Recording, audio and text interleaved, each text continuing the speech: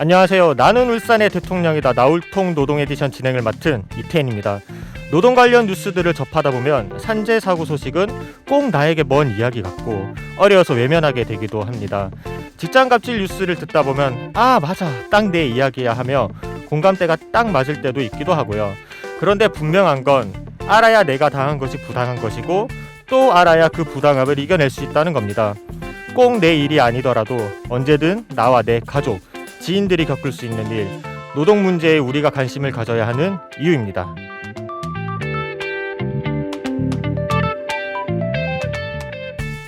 나울통 노동 에디션 역시 시청자 미디어 재단의 지원을 받아 울산 CBS에서 제작되는데요. 청취자 여러분들께서 오늘 라디오 듣길 잘했네 라고 생각하실 수 있도록 알찬 내용 담아보도록 하겠습니다. 이 프로그램은 방송법 제69조에 의거하여 울산 시민이 직접 만드는 청취자 참여 프로그램으로 내용은 울산 CBS의 견해와 다를 수 있습니다. 광고 듣고 돌아오겠습니다. 모두가 만족하는 아파트 체크포인트. 하나, 유초중고 원스톱 교육환경. 둘, 바로 앞 둘레길 체육공원의 쾌적 자연. 셋, 부산과 울산을 잇는 쾌속교통. 다양한 호재가 어우러진 빛나는 미래가치. 양산 코아루 에듀포레 055-387-1118 한국토지신탁. 서울특별시 용산 IDC 센터. 예, 근데 여긴 뭐 하는 데니? 우리나라 중요한 데이터를 여기서 지켜요. 해외로 보내는 게 아니고? 네, 다 여기 있어요. 클라우드에 안전하게. 그래, 내 데이터는 내 나라에 둬야지. 원더풀이다, 원더풀. 디지코 KT 든든하다 얘. 울산의 청년들이 노동 키워드로 뭉쳤다. 나울통 노동 에디션. 이제 2회째 맞는 나울통 노동 에디션 본격적인 시작하기 앞서 공동 진행자분이 계시죠? 네, 안녕하세요. 공동시민 진행자 12뉴스 성민주 기자입니다. 네, 반갑습니다. 먼저 놓치기 쉬운 노동 관련 뉴스를 간략히 정리해보는 키워드로 챙기는 새 뉴스 시간입니다. 세 가지 키워드로 챙기는 새로운 노동 뉴스. 첫 번째 키워드는 예술인 고용보험입니다.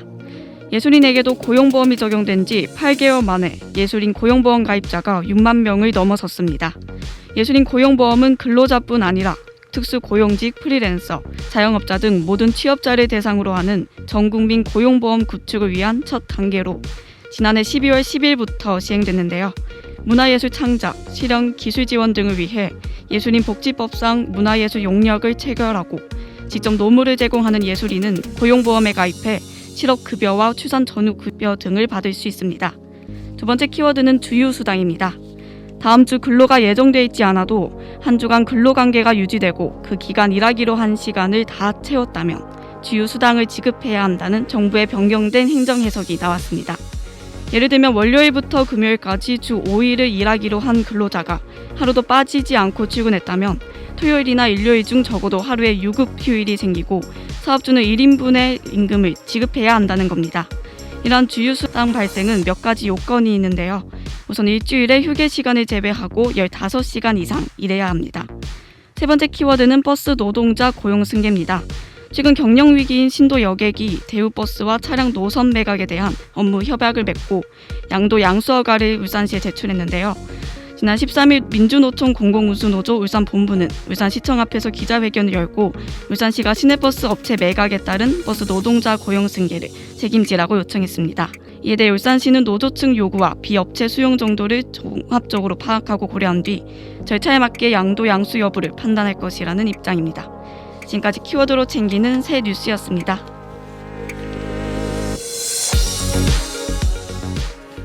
네, 산업재해 전문 이학렬 공인노무사 그리고 HR 전문 성정훈 공인노무사 오셨습니다.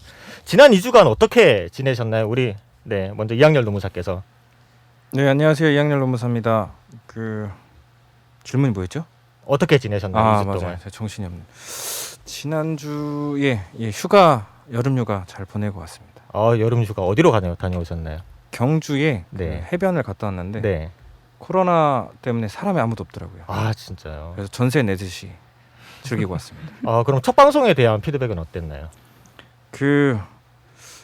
제가 열심히 홍보를 해야겠다는 생각을 했습니다. 아, 네. 네. 가름하시죠. 네, 예. 네. 그럼 우리는 성 노무사께서는 어떻게 지난 네. 2주간 네, 저도 이제 뭐 목요일, 금요일 연차를 이틀 추가로 써가지고 네. 대체 휴일까지 해서는 5일 정도 쉬었는데요. 네. 네, 저는 뭐 가족들이랑 뭐 밥도 먹고 앞에 계신 노무사님이랑 또 식사도 한번 하고 이러면서 휴가를 좀 보냈습니다. 그럼 첫 방송에 대한 피드백은?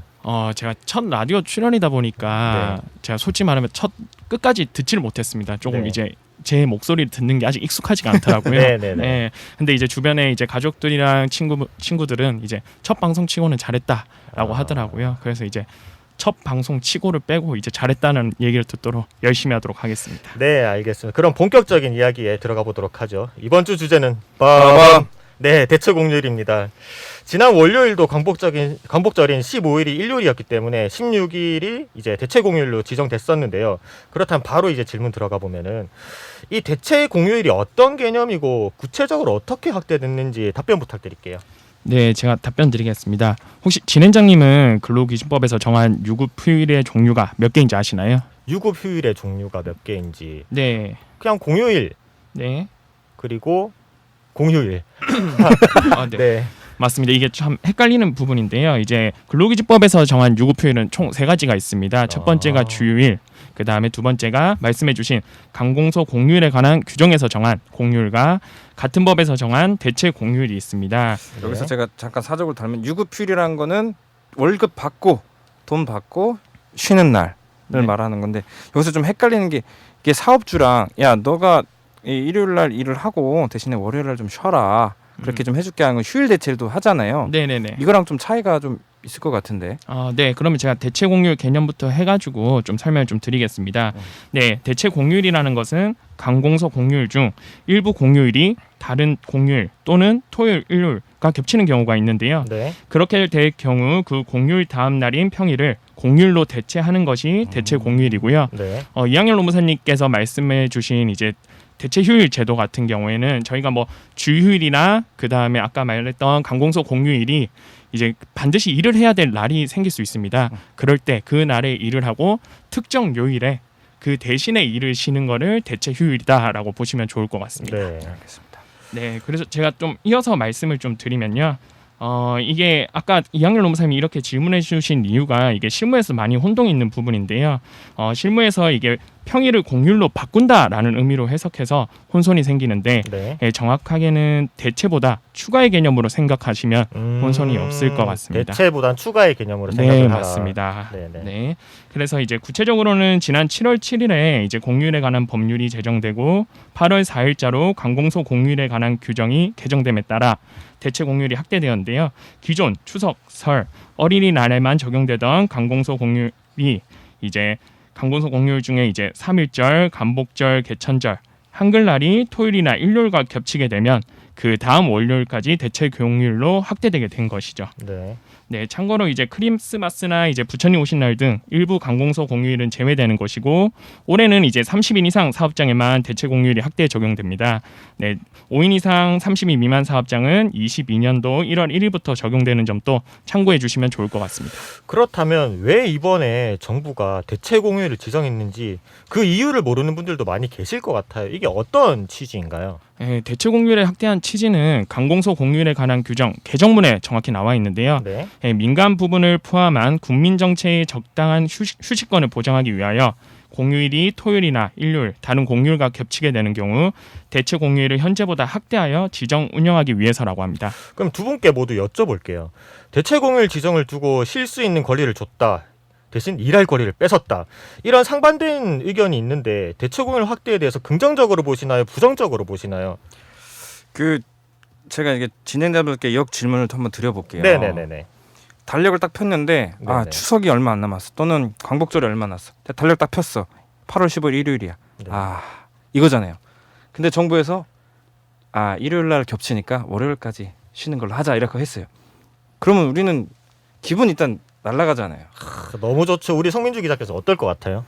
네, 저도 매해 이제 오면 달력을 펴서 올해 공휴일이 얼마나 될까를 좀 찾아보는 성격인데 올해 공휴일이 굉장히 또 적고 그렇죠. 말씀하신 것처럼 일요일과 겹치더라고요. 맞아요. 그런데 또 이렇게 바로 또 월요일에 쉴 수 있게 해준다니까 저는 좀 간만에 쉬면서 좋았던 것 같습니다. 네.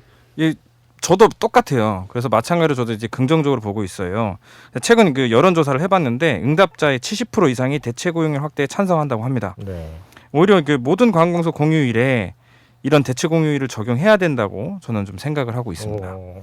그 이유는 이제 크게 두 가지인데요. 조정을 하면, 그러니까 OECD 회원국 중에 우리나라 노동자 근로 시간이 다른 나라보다 월등히 높은 거는 기정의 사실이잖아요. 그렇죠.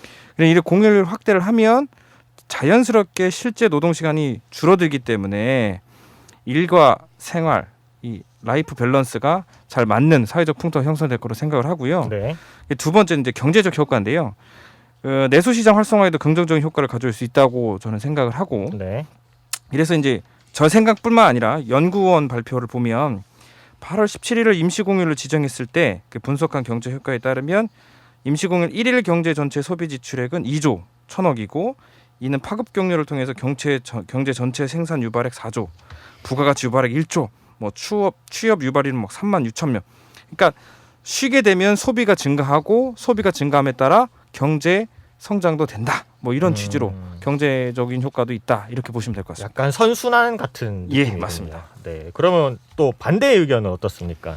네, 저는 아까 이항일 노무사님이 70% 정도가 찬성한다고 해주셨는데 저는 아마 이제 국민 10명 중에 3명에 속하는 것 같은데요. 저는 이제 대체 공휴일 확대는 아직 시기상조였다라고 보고 있습니다. 네, 그 이유는 이제 최근 기업들이 노동법적인 변화가 많았습니다. 뭐 예를 들어서 뭐 급격한 최저임금 인상, 그 다음에 1년 미만 근로자에 대해서 연차 휴가 확대, 그 다음에 52시간제 시행, 강공소 공휴일, 민간기업 확대 등의 변화로 지금 기업의 부담감이 상당한데요. 네. 그래서 이런 기존 제도들도 사업장에서 제대로 안착되지 않은 상황에서 추가적인 대체 공휴일 확대를 도입했다는 것은 조금 시기상조가 아니었나 싶습니다. 네, 특히 현행법상의 근로자에게 연차 휴가가 부여되는 건 아시잖아요. 네. 네, 문화체육관광부 조사에 따르면 미사용 연차 휴가 수당을 수령하기 위한 목적으로 이제 연차 휴가 사용률이 71%에 머물고 있다고 합니다. 즉 기존에 있던 휴가도 아직 제대로 활용이 되지 않는 상황인 거죠. 네. 그래서 대체 공휴일 취지 자체가 노동자의 휴식권 보장인데 이런 취지를 목적으로 했다면은 오히려 대체 공휴일 확대보다는 연차 휴가 사용률 제고 등의 방안을 우선 마련했으면 어땠을까라는 아쉬움이 좀 있습니다. 네. 네, 기업 입장에서는 이제 최저임금도 상승을 했고 주 52시간도 시행이 되고 있는데 거기에 또 더해서 공휴일까지 확대하니까 부담이 조금 가중된다는 입장인 것 같네요. 그래서 아무래도 좀 기업들이 반발이 현재 큰 상황인데 기업 입장에서는 어떤 애로점이 있나요? 네, 이거는 제가 이제 주변에 뭐 대표님들을 만나 뵀을 때도 이런 말을 하셨고 그 외에도 이제 중소기업 중앙회에서 실시한 이제 강공소 공휴일 확대에 대한 중소기업 실태 조사를 보면 그 답을 좀 알 수 있을 것 같습니다. 중소기업 강공소 공휴일에 온전히 쉬지 못한 이유로는 휴일 근로 근무일수 감소로 생산 차질 발생이 64.4%로 가장 많았고요. 그 다음이 인건비 부담 증가가 40.7%, 인력 부족이 39%등 순으로 나타났습니다. 마찬가지로 기업 입장에서 대체 공휴일 확대는 근로 일수의 감소로 생산 차질이 발생하는 건 물론이고 생산 차질을 막기 위해 휴일을 근로하게 된다면은 인건비 부담을 증가시키는 애로점이 발생하게 되는 거죠. 네, 인건비 부담이 상당할 것 같기도 하네요. 그럼 대체 공휴일 확대가 그렇게 기업의 인건 부담을 크게 하나요? 네, 이게 저희 나라가 이제 조금 더 인건비 부담이 클 수밖에 없는데요. 혹시 미국, 영국 등 주요 선진국에서는 공휴일에 대한 급여를 어떻게 지급하시는지 아시나요? 몰라요. 모르죠. 네. 네. 근데 제가 이번에 저도 알게 됐는데요. 미국, 프랑스 등 주요 국가가 공휴일이 유급으로 한다는 규정이 없다라고 합니다. 반면에 우리나라는 근로제공이 없더라도 100% 임금을 지급해야 되는 유급휴일 체제를 가지고 있는 거죠. 또한 우리나라는 휴일 근로에 대해서 국제 기준에 비해서 높은 수준인 50%를 가산해서 지급하도록 하고 있습니다. 이처럼 대체 공휴일에 근로를 한다면은 기업의 인건비 부담은 클 수밖에 없는 상황인 거죠. 네. 그 올해 대체 휴가 확대가 어느 정도 되었는지 좀 알고들 계신가요?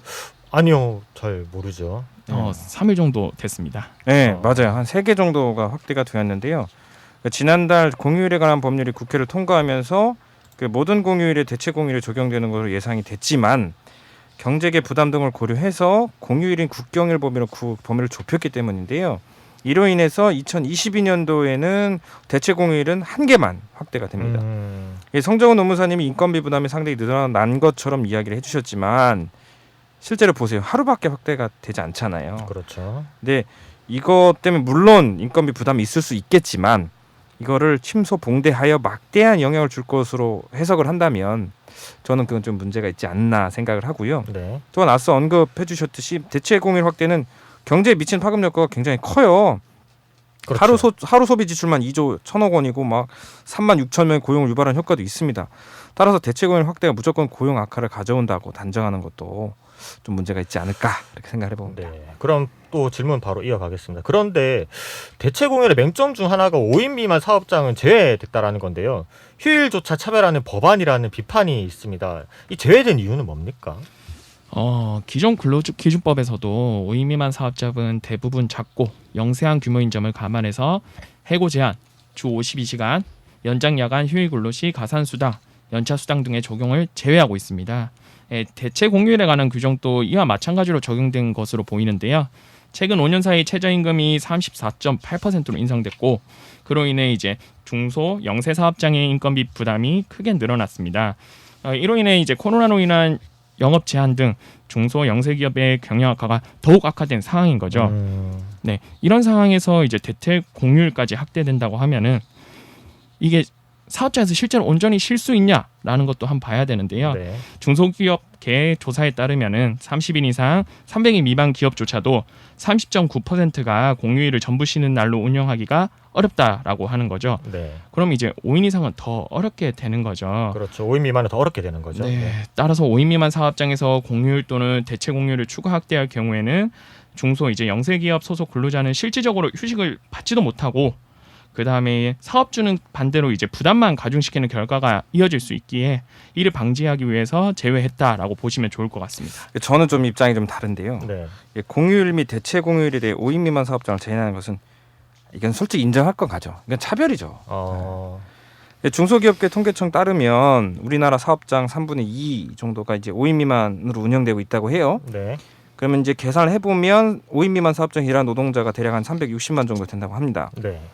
전 국민에게 통일적인 공휴일을 제정하겠다는 공휴일법 목적인데 그와 반대로 공휴일에 관한 법률은 5인 미만 사업장 노동자들을 배제하고 있는데 이거는 이제 헌법에 규정된 국민에 대한 국가의 기본권 보장 의무, 그다음 평등권, 근로의 권리, 근로조건, 법률주의 원칙 등을 침해한 건데 좀 어려운 말인데 그냥 차별이라는 거예요. 네.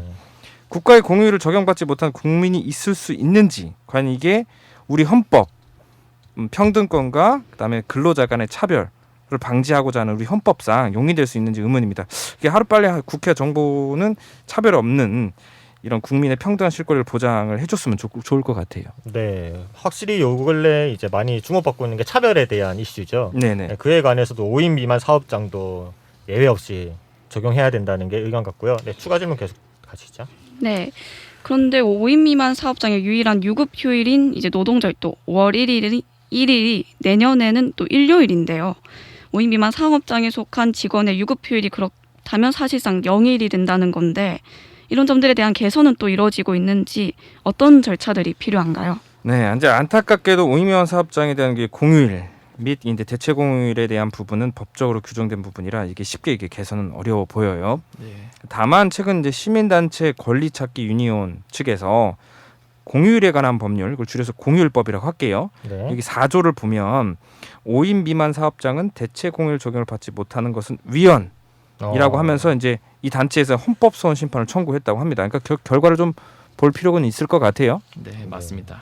그러면 대체 공휴일에 대해서 세대 간의 인식차도 분명히 있을 텐데 이제 관련 대체 공휴일 도입에 2030 세대의 호응이 아무래도 컸겠죠. 우리 사회 노동에 관련한 가치관도 상당히 좀 변화되었다고 보십니까? 이건 제가 좀 답변을 드리겠습니다. 네네네. 뭐 예전에는 이제 대체 공휴일이 변경된 게 이제 한 4번 정도 있었다고 합니다. 네네네. 이제 4번 정도 있었는데 2번은 이제 시행하고 나서 다음 해에 바로 취하되었고 이제 그 다음에 마지막으로 적용된 게 이제 어린이날이나 추석, 설날에만 대체 공휴일이 적용되었습니다. 네, 이런 부분에 대해서 이제 기존에는 반대하는 여론이 많았는데요. 그게 이제 아마 아까 말씀하셨던 노동 가치관과 관련이 있을 것 같습니다. 이전에는 조금 더 이제 일을 하고 좀 더 이제 국가의 역량을 개발하는 데 목적을 뒀다면은 지금은 좀 더 이제 근로자들이 워라밸이나 이런 이제 삶의 균형 이런 부분에 좀 중요한 방향으로 좀 많이 바뀌었기 때문이 아닐까 싶습니다. 네, 실제로 이제 흔히 말하는 워라밸 정말 중요한 개념으로 다가왔죠 우리에게. 그래서 혹시 우리 양일 노무사는 또 하실 말씀 있으신가요? 이게 물론 이제 가치관의 문제도 있을 것 같아요. 그러니까 워라밸을 중시하는 워크라이프 밸런스를 중시하는 게 가치관의 변동도 있겠지만 또 한 가지는 이제 저희 나라 선진국이잖아요. 그렇죠. 선진국이면 이제 경제적인 구조도 선진국화돼야 된다고 생각을 해요. 네, 이 말인즉슨 노동 집약적 산업이 아니라 네네. 작은 노동으로도 큰 효율성을 가지고 생산성을 극대화하는 구조의 산업, 이 편성이 되게 중요한데 사실상 이렇게 휴일이나 이런 대책을 통해서 근로시간을 단축하면 자동적으로 근로시간 대비 생산성을 늘릴 수밖에 없는 구조적인 압박이 생깁니다. 네. 그럼 사업 구조도 효율성 극대화 측으로 가겠죠. 이런 측면도 고려를 해봤을 때 네네. 앞으로는 계속해서 이 공휴일에 대한 세대 간의 인식 차이가 경제적 측면에서도 훨씬 유리하다라는 걸로 좀 서로 공유되고 좀 통일을 해줬으면 좋지 않을까라는 생각을 해봅니다. 이게 좁혀가면 좋을 것 같다라는 뭐 개인적인 의견을 들어봤고요. 오늘 어쨌든 이렇게 방송이 마무리되어 가고 있습니다. 저번 방송의 이유는 전에는 이제 직전 방송 같은 경우는 우리 성노무사께서는 완전 얼음땡에서 얼음 상태였는데 오늘은 땡을 하셨네요. 오늘 방송 어떠셨나요?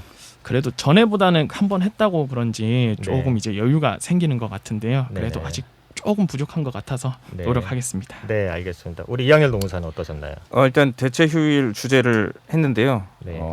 더 광고하고 제가 열심히 홍보를 해서 네. 많은 분들, 많은 대한민국의 모든 노동자와 사업주분들이 이 방송을 들을 수 있도록 열심히 홍보하도록 하겠습니다. 우리 나올통의 바이럴을 책임져 주시기로. 네, 예. 감사합니다. 우리 네. 성민주 기자께서는 오늘 내용 어떠셨나요?